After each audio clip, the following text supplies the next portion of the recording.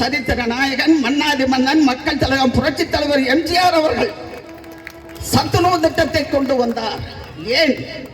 பசி அறிந்தவன், பட்டினி அறிந்தவன், ஏழ்மையை அறிந்தவன், ஏழை எளிய குழந்தைகள் கல்வி அறிவு இல்லாமல் இருக்கக்கூடாது.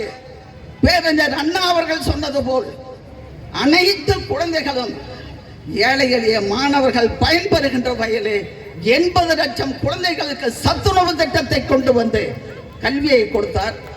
உணவு பசியை போக்கினார், உடை கொடுத்தார். அந்த குடும்பம் உயர்வதற்கு வழிவகுத்த புரட்சி தலைவர் எம்ஜிஆர் அவர்கள் 1972 கட்சியை ஆரம்பித்து 5 ஆண்டுகளில் ஆட்சிக்கு வந்து 1977 ஆண்டு முதன்முறையாக முதலமைச்சராக பதவியேற்றார். சிறப்பாக செயல்பட்டுக் கொண்டிருந்தார். புரட்சி தலைவர் எம்ஜிஆர் அவர்கள் கல்வி திட்டத்தில் ஒரு மாற்றத்தையே கொண்டு வந்து வரலாறு படைத்தவர் புரட்சி தலைவர் எம்ஜிஆர் அவர்கள். புரட்சி தலைவர் எம்ஜிஆர் அவர்கள் அடிப்படை வசதிகள் கிராமப்புறத்தில் இருக்கின்ற ஏழை எளிய மக்களுக்கு, அது பட்டாவா இருந்தாலும் சரி அல்லது கல்வி சான்றிதழாக இருந்தாலும் சரி, அடிப்படை தேவைகளை பூர்த்தி செய்வதற்கு அன்றைய கர்ணம், முன்சி இவர்களால் செய்ய முடியவில்லை.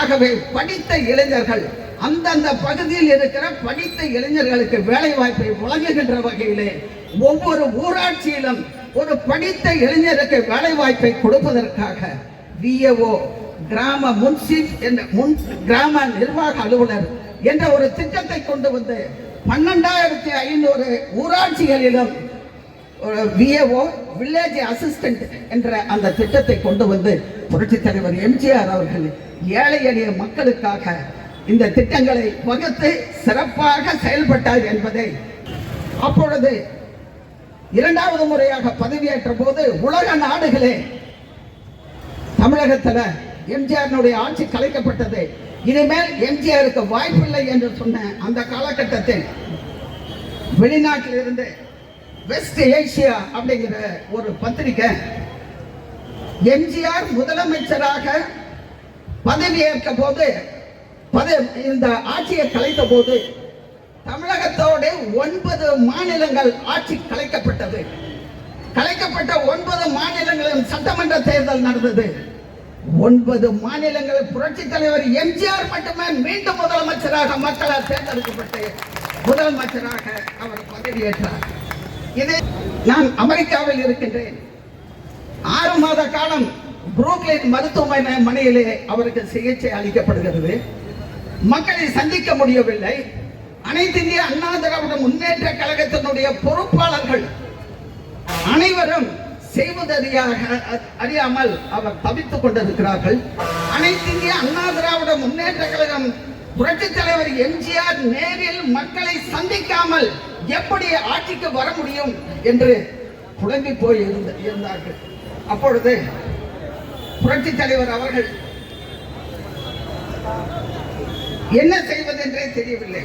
அவர் என்ன சொன்னார் என்றால், மக்களை அவர் கருணாநிதி சொன்னார், அவர் அசையாமல் இருக்கிறார், கை கால்களை அசைக்க முடியவில்லை, அவர் உயிருடன் இல்லை, இனி அவர் எம்ஜிஆர் தமிழகத்தில் உயிரோடு வரமாட்டார், மக்கள் எனக்கு ஒரு வாய்ப்பு கொடுங்க, ஒருவேளை அவர் உயிரோட வந்துட்டார்னா நான் அந்த ஆட்சியை எம்ஜிஆர் கிட்டே திருப்பி கொடுத்துறேன், அதனால எனக்கு திராவிட முன்னேற்ற கழகத்திற்கு உதயசூரியனுக்கு வாக்களித்து எனக்கு ஒரு வாய்ப்பு கொடுங்கள் என்று கருணாநிதி மக்களிடம் கேட்டார். 9/12/1984 அன்று அவர் புரூக்லின் மருத்துவமனையிலே எந்த நிலையில் இருக்கிறார் என்பதை ஒரு வீடியோ படம் எடுத்து தமிழகத்தில் இருக்கின்ற அனைத்து பட்டி தொட்டிகளிலும் புரட்சி தலைவர் அமர்ந்திருக்கிறார், புரட்சி தலைவர் சாப்பிடுகிறார், புரட்சி தலைவர் ஜானகி அம்மையார் அவருக்கு அனைத்து பணிவிடைகளையும் செய்கிறார் என்பதை வீடியோ படமாக எடுத்து தமிழகம் முழுவதும் 9/12/84 அன்று இரவோடு இரவாக தேர்தலுக்கு 2 நாட்களுக்கு முன்பாக பட்டி தொட்டிகள் அனைத்திலும் அவர்கள் அந்த வீடியோ படத்தை காட்டினார்கள். அப்பொழுது பொதுமக்கள் சொன்னார்கள், புரட்சி தலைவர் எம்ஜிஆர் அவர்களை முதலமைச்சராகத்தான் நாங்கள் புரூக்ளின் மருத்துவமனைக்கு அனுப்பி வைத்தோம். புரட்சி தலைவர் எம்ஜிஆர் அவர்கள் தமிழகத்திற்கு வரும் பொழுது முதலமைச்சராகத்தான் திரும்பி வருவார். அவரை முதலமைச்சராக்குவோம். அவர் எங்களை சந்திக்க வேண்டிய அவசியம் இல்லை. முதலமைச்சர் புரட்சி தலைவர் நன்றாக இருந்தால் போதும், அவர் நன்றாக இருக்கிறார் என்பதை எங்களுக்கெல்லாம் படம் எடுத்து சினிமா படம் போல காட்டிய அதிமுக பொறுப்பாளர்களுக்கு நன்றி நன்றி நன்றி என்று நன்றி கூறுகின்ற வகையிலே புரட்சி தலைவர் எம்ஜிஆர் அவர்கள் 3வது முறையாக மக்களை சந்திக்காமல் முதலமைச்சராக பதவியேற்ற உலகத்திலே வாக்காளர் எஜமானர்களை சந்திக்காமல் மீண்டும் முதலமைச்சராக பதவியேற்றது உலகத்திலே புரட்சி தலைவர் எம்ஜிஆர் மட்டும்தான். இது வரலாறு, இது ஒரு சரித்திரம். புரட்சி தலைவர் எம்ஜிஆர் என்பது தனி மனிதன் அல்ல, அது ஒரு பேரியக்கம். பாலியல் வன்கொடுமைக்கு இலக்கணமாக இருந்து கொண்டிருக்கின்ற திராவிட முன்னேற்ற கழக அரசை தமிழக தாய்மார்கள் உங்களை வீட்டுக்கு அனுப்புவதற்கு தயாராகி விட்டார்கள் என்பது இந்த கூட்டத்தின் வாயிலாக திராவிட முன்னேற்ற கழக அரசுக்கு நான் எச்சரிக்கை விடுக்கின்றேன்.